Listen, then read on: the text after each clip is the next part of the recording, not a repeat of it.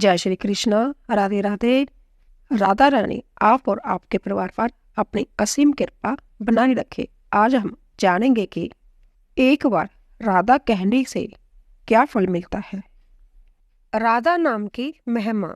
एक बार एक संत जी किसी गांव के निकट आश्रम पर भगवत जी की साप्ताहिक कथा कर रहे थे।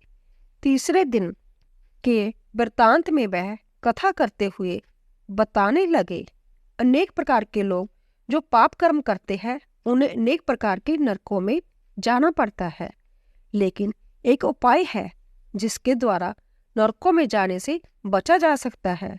कोई एक बार सच्चे हृदय से राधा नाम पुकार ले तो वह नरकों में नहीं जाता। एक सेठ जी जो रोज आकर सत्संग सुना करते थे, सत्संग समाप्ति के पश्चात वह संत जी के चरणों में आकर बड़े जोर से रोने लगे। संत जी ने कहा, अरे सेठ जी, क्यों रोते हो? तुम्हारा मन उदास क्यों है? सेठ जी रोते हुए कहने लगे, भगवान, आपकी कृपा से मुझे सब कुछ प्राप्त हुआ है, पर मेरे मन को एक बड़ी चिंता सताती है। संत जी कहने लगे, कहिए कौन सी चिंता है? सेठ जी कहने लगे, आज आपने भागवत कथा में नरकों का वर्णन किया और वर्णन करते हुए बताया कि जीवों को अनेक पापों से नरकों की प्राप्ति होती है, लेकिन एक उपाय है जिसके द्वारा नरकों में जाने से बचा जा सकता है। तो प्रभु, मैं तो आपकी शरण में हूँ, रोज सत्संग सुनने आता हूँ। मेरे मन में तो जब विश्वास है आप संतों की कृपा से, भागवत की कृपा से मेरा उद्धार तो हो ही जाएगा। लेकिन मेरा एक छोटा भाई है जिसकी उम्र 50 साल की है। वह न सत्संग में जाता है, न परमात्मा पर विश्वास करता है और न ही प्रभु का नाम सिमरन करता है। उसका उद्धार किस प्रकार होगा? मुझे उनकी बड़ी चिंता सताती है। मैं उसे बहुत बार समझाने का प्रयास भी करता हूँ। इस संसार के काम तो होते ही रहेंगे, तुम भगवान के नाम का स्मरण भी किया करो। तब वह कहता है, ऐसा करने से कुछ नहीं होता, तुम भी मत किया करो।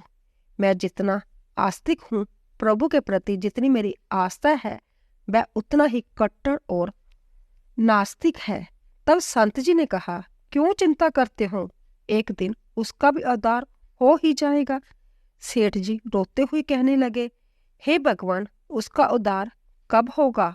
आप जैसे महापुरुषों हमारे गांव में आए हैं, मुझे तो आप पर ही यकीन है, आप ही उसका उद्धार करके जाइएगा। अब आप कैसे भी कृपा कर मेरे घर आइए और एक बार तो उसके मुख से श्री राधा नाम का उच्चारण कराइए। तब सेठ जी की विनय सुनकर संत जी कहने लगे, कल सत्संग समाप्ति के पश्चात मैं आपके घर आऊंगा और उसे परमात्मा का सिमरन अवश्य कराऊंगा। दूसरा दिन हुआ, सेठ जी अपने घर आए, संत जी के आने का इंतजार करने लगे। आश्रम पर कथा की समाप्ति हुई। अब संत जी अपने वचन के अनुसार सेठ जी के घर पहुंचे। जैसे ही घर पहुंचे, सेठ जी ने बड़ी श्रद्धा भाव से संतों का स्वागत किया। उन्होंने अपने भाई को बुलाकर कहा, संत जी आज हमारे घर पधारे हैं, उनका दर्शन कर लो। वह अंदर से बैठे बैठे कहने लगा, मुझे ना किसी संत से मिलना है और ना ही भगवान से मिलने की इच्छा है। तुम ही उनकी सेवा करो और तुम ही उनका पेट भरो। संत जी ने जब जय वचन सुने, सेठ जी रोते हुए कहने लगे, भगवान जी, देखा आपने, आपके सामने ही आपका अपमान कर रहा है। संत जी कहने लगे, सेठ जी ख्याल ना कीजिए, सब कुछ अच्छा ही होगा।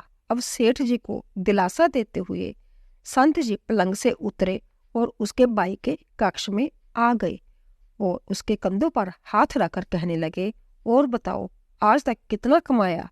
वह संत जी को इस प्रकार अपने नजदीक देखकर कहने लगा, अपना हाथ मेरे कंधों से हटाओ। मैं ना संतों को मानता हूँ, ना भगवान को मानता हूँ। लोग जितने आस्तिक होते हैं, मैं उतना ही कट्टर नास्तिक हूँ। मैं भगवान को नहीं मानने वाला हूँ। आप मेरे नजदीक क्यों आए हैं? संत जी कहने लगे, मैं तो अपना काम करने आया हूँ। संतों का काम होता है लोगों का उद्धार करना। आज तुम्हारे उद्धार का कार्य मिला है तो अवश्य करके ही जाऊंगा। वह सेठ का भाई भी बड़ा कट्टर था। वह कहने लगा, आपको किसी का भी उद्धार करना है कर लीजिए, पर मेरा उद्धार आप नहीं कर सकते। मैं कुछ भी नहीं करने वाला हूँ। सेठ के भाई को देखकर संत जी मुस्कुराकर कहने लगे, एक बार राधे राधे बोल दो। वह सेठ जी का भाई कहने लगा, मैं कुछ नहीं बोलूंगा। संत जी ने फिर कहा, राधे राधे बोल दो। वह कहने लगा, नहीं कहूंगा। फिर संत जी ने कहा, राधे राधे बोलो। वह कहने लगा, नहीं कहूंगा। फिर संत जी ने कहा, राधे राधे बोलो। वह कहने लगा, मैंने कहा ना, मैं नहीं बोलूंगा। तब संत जी पुनः सेठ जी के पास आए और कहने लगे, अब आपने मेरे ऊपर जो जिम्मा सौंपा है, अब मैं जैसा करूंगा आप बीच में नहीं आना। आप सारे परिवार वाले बाहर जाकर बैठ जाओ जब तक मैं आपको बुलाऊं नहीं। एक भी परिवार वाला इस कक्ष में ना आए। अब इस प्रकार सेठ जी अपने परिवार सहित बाहर आकर बैठ गए। अब कक्ष में सिर्फ संत जी और सेठ जी का भाई था। संत जी ने पुण्य प्रेम से कहा, अरे भैया एक बार राधे राधे बोल दो। वह कहने लगा, मैंने आपसे मना किया ना, मैं नहीं कहता। ना भगवान को मानता हूँ ना भगवान की बातें मानता हूँ। मैं कट्टर नास्तिक हूँ। संत जी पुण्य उसे प्रेम से हंसते हुए कहने लगे, जितने तुम कट्टर नास्तिक हो मैं उतना ही आस्तिक हूँ। मैंने अगर निश्चय कर लिया है तुम्हारे मुख से राधा नाम सुनकर ही जाऊंगा, और पक्का समझ लेना कि तुम्हारे मुख से राधा का नाम निकलेगा ही। मैं कहने लगा, आप कितना भी प्रयास कर लो, मैं एक बार भी नाम नहीं लेने वाला हूँ। अब संत महापुरुष होते तो बड़े दयालु है, पर लीला मात्र उन्होंने क्या किया, उस सेठ के भाई का हाथ पकड़ा और हाथ पकड़कर जोर से घुमाने लगे। अब वह सेठ ठहरा 50 साल का, वृद्ध अवस्था थी। संत भी वृद्ध थे, पर संतों के अंदर भक्ति का तेज होता है। उन्होंने जोर से उसके भाई का हाथ घुमाया, मुरोड़ दिया। हाथ घुमाकर संत जी फिर कहने लगे, कहो राधे राधे। वह कहने लगा, नहीं कहूंगा। अब तो संत जी ने जोर से हाथ घुमाकर सेठ के भाई को जमीन पर पटक दिया और खुद उसके पेट पर चढ़कर बैठ गए। और संत जी फिर कहने लगे, बोलो राधे राधे। वह फिर कहने लगा, नहीं कहूंगा। अब तो संत जी ने उसके दोनों हाथ पकड़ लिए और उसके पैरों को बांध दिया और कहने लगे, कहो राधे राधे। अब ऐसी अवस्था में वह सोचने लगा, यह संत तो मुझे मार ही देंगे। तब उसने बिना इच्छा के एक बार ऐसे ही कह दिया, राधे राधे। जैसे ही उसने राधे राधे कहा, संत जी ने उसके हाथ पैर खोल दिए। उसके बंधनों को छोड़कर बाहर आकर कहने लगे, सेठ जी आपका कल्याण हो गया, आपके भाई का भी कल्याण हो गया। सेठ जी कहने लगे, अंदर से बहुत तेज आवाजें आ रही थी। तब संत जी कहने लगे, आपने काम ही ऐसा दिया था। आपने कहा वह नास्तिक है, कभी कुछ बोलता ही नहीं। आज आपके भाई ने राधे राधे का नाम उच्चारण कर लिया है, इसका कल्याण हो गया। अब मैं जा रहा हूँ, कल से पुण्य मेरी कथा है। अब संत जी तो अपने स्थान पर लौट आए। सेठ का भाई जमीन से उठकर अपने भाई से कहने लगा, जय कैसे संत है, मुझसे झगड़ा करने आ गए, मेरे ऊपर चढ़कर बैठ गए और कहने लगे, अगर राधे राधे का नाम उच्चारण नहीं करोगे तो मैं तुम्हारे ऊपर ऐसे बैठा रहूंगा। अब उसकी बातें सुन सेठ जी तो हंसने लगे। वह हंसते हुए मन से भगवान को धन्यवाद देते हुए कहने लगे, हे प्रभु, आपके संत भी बड़े दयालु हैं, खुद कष्ट सहन कर लोगों का कल्याण करते हैं। समय व्यतीत होता गया। मुश्किल से 5-6 महीने गुजरे होंगे। अचानक एक दिन छोटे भाई का देहांत हो गया। शरीर समाप्ति के पश्चात आत्मा शरीर से अलग हो जाती है। वह आत्मा ही ऊपर जमराज के पास जाकर सारे हिसाब किताब देती है। अब इस व्यक्ति का हिसाब किताब खोला गया। जमराज ने चित्रगुप्त से कहा, जो आज इंसान हमारे पास लाया गया है, इसका हिसाब क्या है? चित्रगुप्त कर्मों का हिसाब देकर बताने लगा, हे भगवान, इसने अपने जीवन में कभी परमात्मा का नाम सिमरन नहीं किया है, सदा पाप ही पाप किए हैं, इसे तो सीधे नरक भेज दिया जाए। अब जमराज के आदेश अनुसार जैसे उसे नरक भेजा जा रहा था, तभी चित्रगुप्त ने कहा, भगवान, एक बात और है। जमराज जी ने कहा, कौन सी बात? चित्रगुप्त ने कहा, भगवान, एक बार संतों के कहने पर इसने राधा नाम का उच्चारण किया था। अब एक बार राधा नाम का उच्चारण जमराज ने दूतों से कहा, थोड़ी देर रुक जाइए, इसका हिसाब किया जाएगा, इसके बाद ही इसे नरक में भेजा जाएगा। जमराज ने पुण्य चित्रगुप्त से कहा, जल्दी से इसका हिसाब देखो और कहीं इसने परमात्मा का नाम उच्चारण तो नहीं किया है।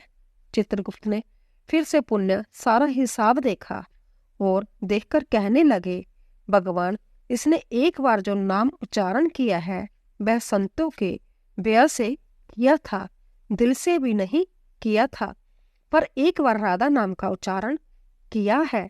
जीवन पाप में अब क्या किया जाए? तब जमराज ने उसी इंसान से पूछा, एक बात बताओ, हम तुम्हें पहले राधा नाम उच्चारण का फल दे या तुम्हें नरकों में भेज दिया जाए? तब वह भक्त हाथ जोड़कर कहने लगा, भगवान, नरक में तो जाना ही है, इससे अच्छा है आप मुझे एक बार राधा नाम उच्चारण का फल दे, फिर मुझे जहाँ चाहो भेज देना। अभी जमराज जी अपनी पुस्तक खोलकर देखने लगे कि एक बार राधा नाम का उच्चारण करने का क्या फल है। उन्होंने सारी पुस्तकें खोल दी, पर उन्हें कहीं फल दिखाई नहीं दिया। तब वह विचार करने लगे, एक बार राधा नाम उच्चारण का फल तो मुझे पता ही नहीं। तब वह अपनी शंका के निवारण करने के लिए उस भक्त को अपने साथ लेकर स्वर्गलोक में आ गए। स्वर्ग में आकर जमराज ने इंद्रदेव से कहा, हे इंद्रदेव, मुझे बताइए, एक बार राधा नाम उच्चारण करने का क्या फल है? तब इंद्रदेव ने बहुत प्रयास किया, पर उन्हें भी इसका फल पता नहीं चला। तब वह सब देवता मिलकर ब्रह्मदेव के पास आए। ब्रह्मादेव ने जब उन सबको आते देखा, तब ब्रह्मादेव उनसे पूछने लगे, यह आपके साथ इंसान कौन है? तब इंद्रदेव कहने लगे, हे भगवान, इसने एक बार राधा नाम का उच्चारण किया है, बाकी सारा जीवन इसने पाप ही किया है। हमें तो पता नहीं राधा नाम उच्चारण का फल क्या है, इसीलिए हम आपके पास आए हैं। तब ब्रह्मा जी ने भी बड़ा प्रयास किया, राधा नाम उच्चारण का फल क्या है, अब उन्हें भी पता नहीं चला। तब वह ब्रह्मादेव कहने लगे, हम सब मिलकर इसे अपने साथ लेकर भगवान शंकर जी के पास चलते हैं। तब वह भगवान शंकर जी के पास पहुंचे। भगवान शंकर जी से प्रार्थना कर कर कहने लगे, हे महादेव, इस इंसान ने सारा जीवन पाप किया है, बस एक बार संतों के कहने पर राधा नाम का उच्चारण किया है। अब आप बताइए, एक बार राधा नाम उच्चारण का क्या फल मिलता है? तब महादेव जी ने बड़ा प्रयास किया, पर वह भी राधा नाम की महिमा को बता नहीं सके।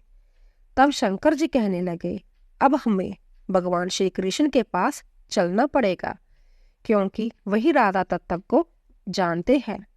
ऐसा सोचकर सब देवी देवता भगवान शंकर के साथ मिलकर उस इंसान की आत्मा को लेकर भगवान श्री कृष्ण के गोलोक धाम में पहुंचे। गोलोक धाम में भगवान श्री कृष्ण राधा जी के साथ अपने आसन पर विराजमान थे। भगवान श्री कृष्ण ने सब देवी देवताओं को सम्मान किया और उनसे पूछा, आज अचानक से आने का क्या कारण है? तब भगवान शंकर हाथ जोड़कर कहने लगे, हे भगवान, यह इंसान इसे धरती से लाया गया है, इसने अपने जीवन में अनेक पाप किए हैं, पर एक बार राधा नाम का उच्चारण किया था।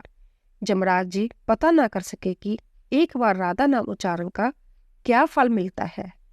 तब वह इसकी जानकारी लेने के लिए इसके साथ इंद्र जी के पास स्वर्ग में आए थे। फिर स्वर्ग से होते हुए ब्रह्मा लोक को आए, फिर ब्रह्मा लोक से होते हुए जब मेरे पास पहुंचे। अब मैं इन सबको अपने साथ ले आपके पास लेकर आया हूँ। अब आप बताइए, एक बार राधा नाम उच्चारण का क्या फल हो सकता है। जब इस प्रकार बातें चल रही थी तब श्री कृष्ण के पास बैठी राधा रानी बड़े जोर से हंसने लगी। तब श्री कृष्ण ने कहा, हे राधिका, क्यों हंसती हो। तब राधिका कहने लगी, हे भगवान, जय अभी तक राधा नाम का महत्व समझ नहीं सके हैं। तब भगवान शंकर जी कहने लगे, हे महारानी, राधिका के नाम का क्या असर है, आप हमें बताइएगा। तब राधिका जी कहने लगी, हे महादेव, आप खुद सोचिए, इस व्यक्ति ने एक बार राधा का नाम जपा, वह एक बार राधिका के नाम जपने से स्वर्ग लोक की सैर करके आया है, ब्रह्मादेव का ब्रह्मलोक में दर्शन करके आया, आपके महादेव लोक में आपका इसने दर्शन किया है। आज एक बार उच्चारण के प्रभाव से यह आप सबको साथ लेकर हमारे गोलोक धाम में आया है, मेरे दर्शन और श्री कृष्ण का पूजन कर रहा है। इससे अधिक राधा नाम का और फल क्या हो सकता है। जब राधा जी ने इस प्रकार कहा, एक बार राधा नाम का पूरा महत्व बताया, तो जमराज कहने लगे, यह तो बड़ा अनंत फल है। जो व्यक्ति नरकों में जाने वाला था, वह एक बार उच्चारण से सब लोगों की यात्रा कर भगवान श्री कृष्ण और राधा रानी के चरणों में उपस्थित हो गया है। इससे अधिक फल और क्या हो सकता है। तभी फिर से जमराज कहने लगे, भगवान, क्या अब इसे नरकों में जाने की आवश्यकता नहीं है। तब श्री कृष्ण जी कहने लगे, हे धर्मराज, जिसने एक बार राधा रानी के चरणों के दर्शन कर लिए, वह तो कभी नरक में जा ही नहीं सकता। तब वह भक्त जो वहां पर राधा रानी के दर्शन कर रहा था, वह कहने लगा, हे महारानी, मैंने तो संतों के डर से आपका नाम उच्चारण किया था, पर जो सच्चे हृदय से आपके नाम का उच्चारण करते हैं, उन्हें तो जीवन में कोई भी व्यय नहीं होगा। वह तो नरकों की यात्रा में कभी निकलेंगे भी नहीं, वह तो सीधा आपके चरणों में ही समा जाएंगे। तो इतना महत्व है एक बार राधा नाम के उच्चारण का। तो सच्चे हृदय से जो एक बार इस प्रकार कह दे, राधे राधे श्याम मिला दे, तो राधा नाम का उच्चारण करते ही परमात्मा का साक्षात दर्शन हो जाता है। तो दोस्तों, सभी मिलकर एक बार राधे राधे अवश्य बोल दो। राधे राधे। अगर आपको हमारा वीडियो पसंद आया हो तो प्लीज़ कमेंट बॉक्स में राधे राधे अवश्य लिखें। धन्यवाद।